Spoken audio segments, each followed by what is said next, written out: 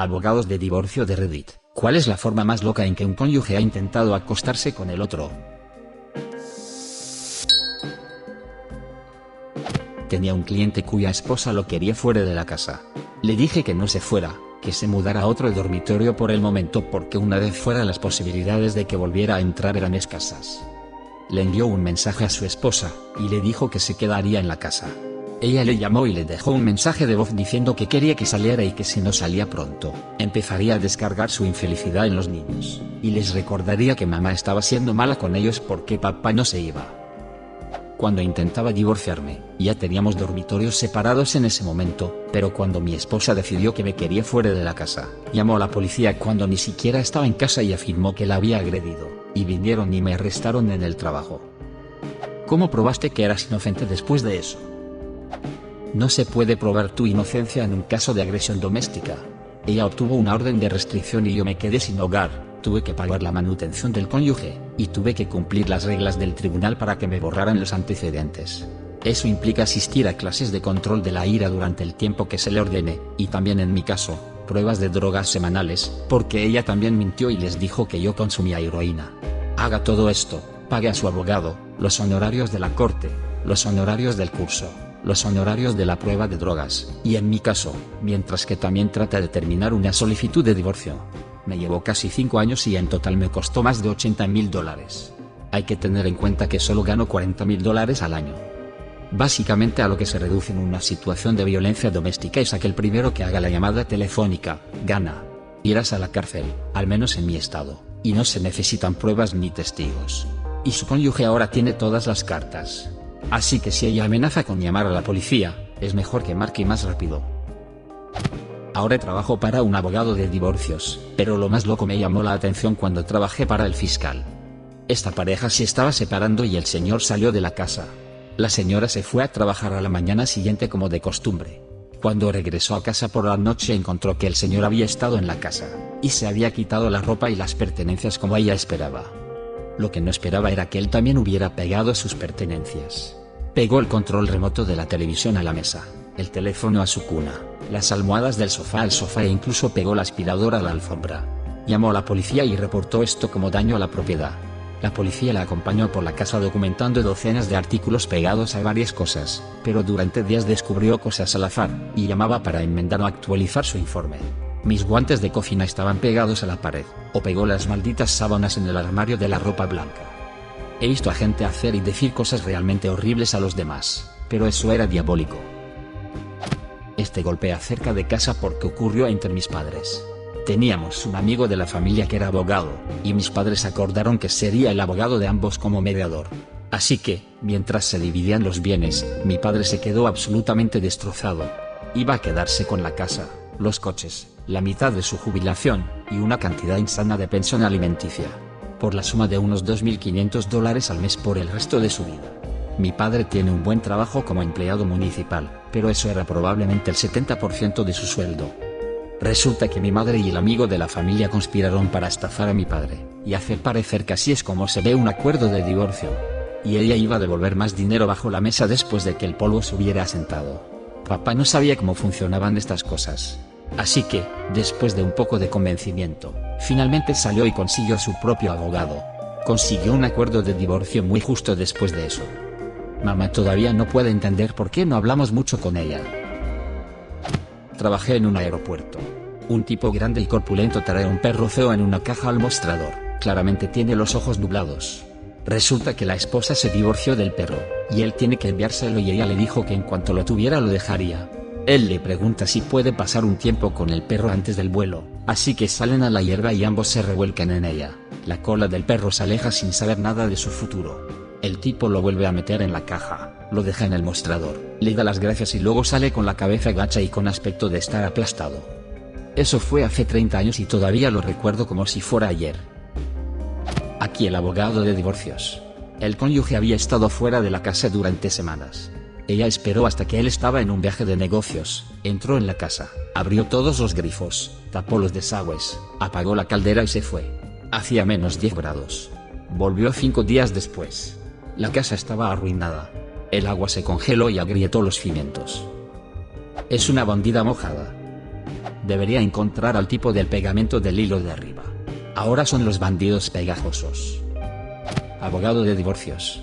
Acusando a su excónyuge de forzarla a la prostitución. Los mensajes de texto revelaron que en realidad solo eran swingers. También admitió haber mentido para hacerle arder. No puedo esperar a dejar mi área de práctica. Representé a un tipo que estaba en su segundo matrimonio. Su primera esposa falleció de cáncer. Él y sus hijos estaban obviamente devastados. Mi cliente era un tipo muy sensible con un gran corazón.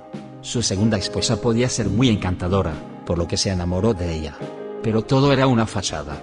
Para abreviar una larga historia de un largo divorcio, mi cliente conoció a una mujer muy amable y cariñosa durante su caso. Se llevaron muy bien y básicamente estaban comprometidos, aunque su divorcio estaba lejos de terminar. La prometida empezó a tener problemas de salud y le diagnosticaron un cáncer terminal. De alguna manera la segunda esposa se enteró de esto, y trató de usar el diagnóstico de cáncer contra mi cliente en la corte.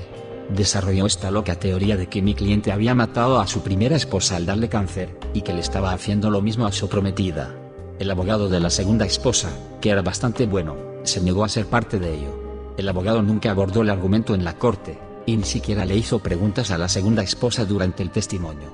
Más bien, el abogado informó al juez que la segunda esposa deseaba dirigirse al tribunal directamente sobre un asunto. El juez le permitió hacerlo, en un movimiento muy irregular. La segunda esposa le contó su loca teoría de la conspiración al juez, añadiendo que estaba segura de que mi cliente había tratado de darle cáncer en algún momento también.